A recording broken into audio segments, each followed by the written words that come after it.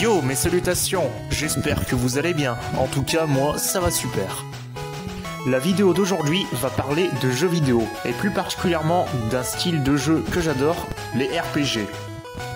Je ne vais pas rappeler ce qu'est un RPG, je pense que la plupart des personnes qui regarderont cette vidéo savent de quoi je parle. Quand on parle de RPG, en général, les premiers exemples qui nous viennent à l'esprit sont l'excellente série Final Fantasy, Pokémon, Fire Emblem ou encore le très bon jeu Diablo. Bref, il y en a une multitude, et parmi eux, il y en a 5 qui m'ont particulièrement marqué, et je vais vous les présenter maintenant. Number 1. Summon Night Swordcraft Story. Nous commençons tout doucement avec une série de jeux très sympathiques sortis sur Game Boy Advance et Nintendo DS. Dans le premier opus, on incarne un jeune Craft Knight du nom de Clérou qui, au début de l'histoire, souhaite faire la grasse matinée, mais sa daronne n'est pas d'accord. Tout au long de son aventure, notre héros devra s'entraîner dur afin de réaliser son rêve de devenir Craft Lord comme son père. Pour ce faire, il vous faudra le mener dans des donjons pour vaincre des monstres toujours plus puissants, lui faire gagner de l'expérience et le faire monter de niveau pour le rendre plus fort.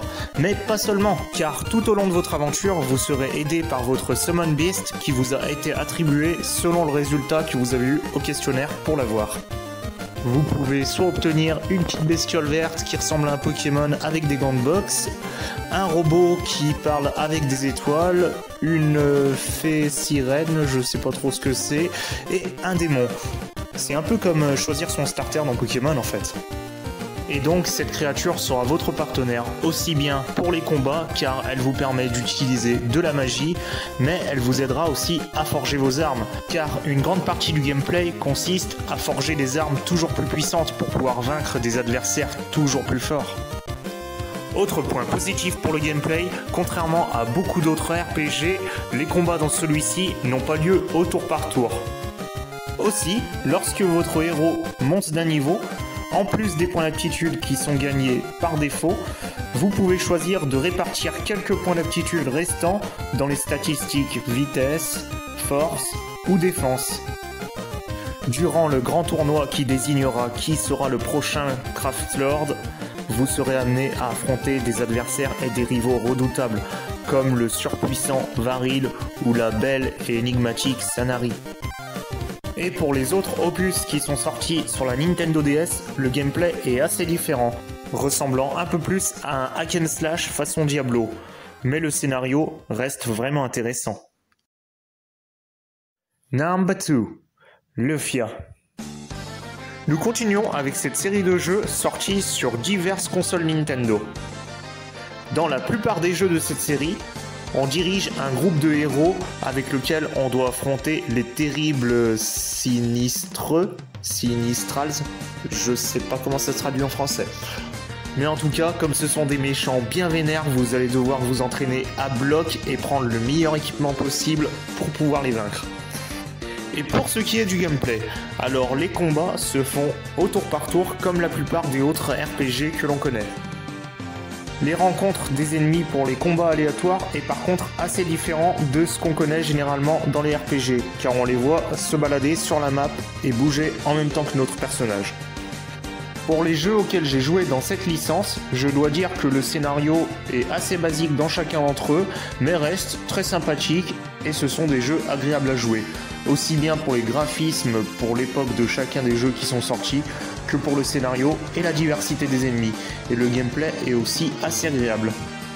Mais il a pas mal changé dans Curse of Sinistrals, sorti sur Nintendo DS, s'orientant un peu plus sur un côté hack and slash. Bref, c'est une série de jeux que je conseille vivement à ceux qui ne connaissent pas encore. Number 3. Fire Emblem. Nous passons maintenant à une de mes séries de jeux vidéo préférées. Pour ceux qui ne connaissent pas, il s'agit d'une série de jeux de genre Tactical RPG.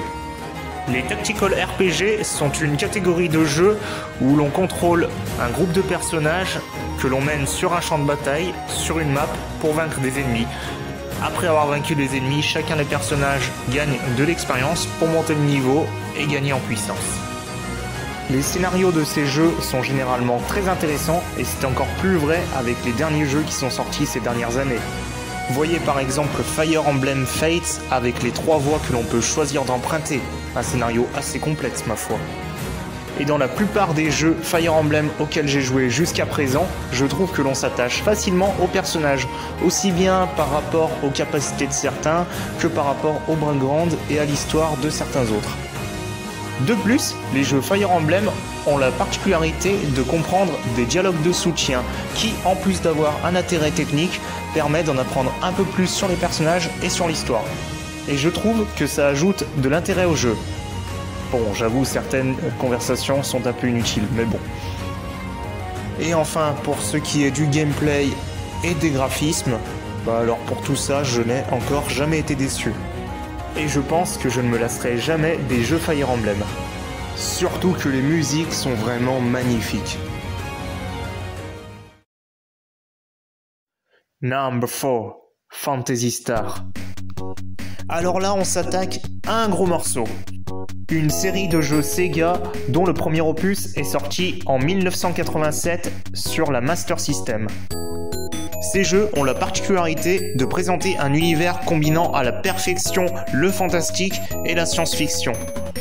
Un univers riche avec une bonne diversité de monstres, de personnages et surtout un scénario très intéressant. L'intrigue de ces jeux se déroule dans un système solaire comprenant plusieurs planètes, à savoir Motavia, Parma et Désolis. Chacune de ces 3 planètes a son propre écosystème, ses propres paysages et ses propres monstres. Comme dans beaucoup d'autres RPG, on a accès à des attaques spéciales, mais aussi à des attaques magiques. Et bien sûr, il n'y a pas que les sorts offensifs, il y a aussi les sorts de soins et les sorts de soutien, donnant un intérêt stratégique au jeu. Vous l'aurez compris, l'univers de Phantasy Star est un univers très riche. Et n'oubliez pas, Sega, c'est plus fort que toi.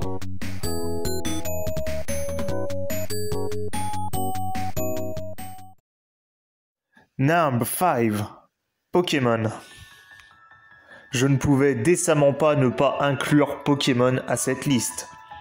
Cette série de jeux qui a bercé notre enfance et aujourd'hui encore continue à nous faire rêver. Des versions rouges, vertes et bleues aux versions épée et bouclier que l'on connaît aujourd'hui, l'univers de Pokémon n'aura cessé au fil des années de s'enrichir de plus en plus. Pour ceux qui ne connaîtraient pas, il s'agit d'un jeu où on doit capturer et dresser des créatures appelées Pokémon afin de devenir de plus en plus fort pour vaincre la ligue Pokémon et devenir maître Pokémon. Putain, ça fait beaucoup de Pokémon dans cette phrase. Dans chacun des jeux, vous vivrez des aventures palpitantes et devrez combattre la terrible team maléfique de votre jeu. Si le scénario des premiers jeux était un peu trop simpliste, on peut dire qu'à partir de la 5e génération, ça se sera sérieusement corsé et que le scénario sera devenu de plus en plus intéressant au fil des jeux Pokémon. De plus, le nombre de Pokémon et d'attaques disponibles dans chaque version ne cessant d'augmenter, l'intérêt stratégique augmente d'autant plus. Des jeux avec une durée de vie de plus en plus longue, des graphismes de plus en plus soignés, des musiques de plus en plus entraînantes. Est-ce que la licence Pokémon a atteint son apogée ou est-ce qu'elle continuera de nous surprendre dans les années à venir? À suivre. Quelle que soit l'époque, je trouve que les RPG ont toujours été des jeux très intéressants. Et voilà pourquoi j'ai voulu faire cette vidéo aujourd'hui. Que ce soit les plus anciens avec des bugs parfois what the fuck, ou les plus récents avec leur superbe graphisme et musique, je prends beaucoup de plaisir à jouer à ce type de jeu. Et vous, est-ce que vous aimez les RPG? Est-ce qu'il y a un jeu que vous auriez voulu voir apparaître dans cette vidéo? Dites-moi tout ça dans les commentaires. Quoi qu'il en soit, prenez soin de vous et je vous dis à bientôt.